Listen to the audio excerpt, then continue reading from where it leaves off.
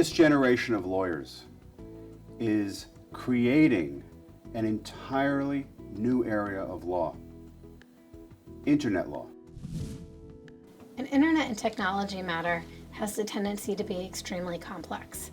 Many people think that because it's so easy to post a website and to conduct business online, that means the legal matters associated with those businesses are equally simple. Unfortunately, that's not necessarily the case.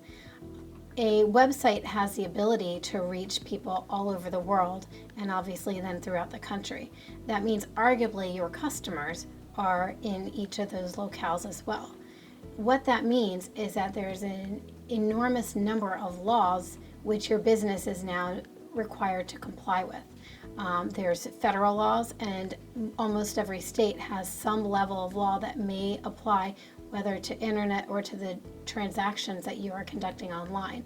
So it's an extremely complex area of law and really requires an attorney who understands those nuances and all the complexities that come along with it. As we know, a click-through is as good often as a signature would be on a document that's printed out. There are laws that relate to that and that allow it. However, one has to be careful. What is it we're clicking through? What is it we're agreeing to? And how is it being agreed to? In addition to all that, there are statutes that relate to the internet that concern defamation, that concern putting someone else's intellectual property up and infringing.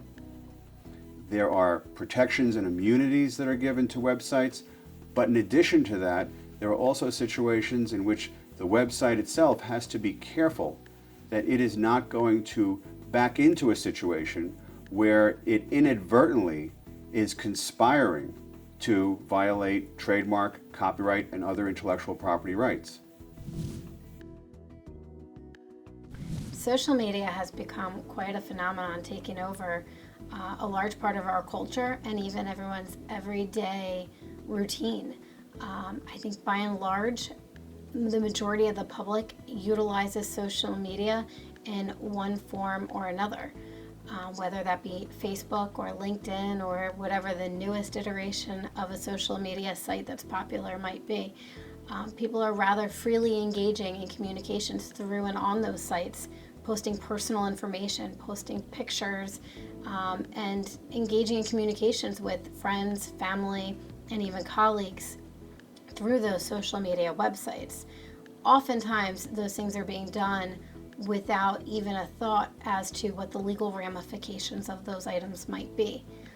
Most of the time, those websites will be governed by terms and conditions and privacy policy that will talk about the limitations of what someone can do on those websites, the rights vis-a-vis one another of the users of the website, as well as what the rights of that website are as compared to its user.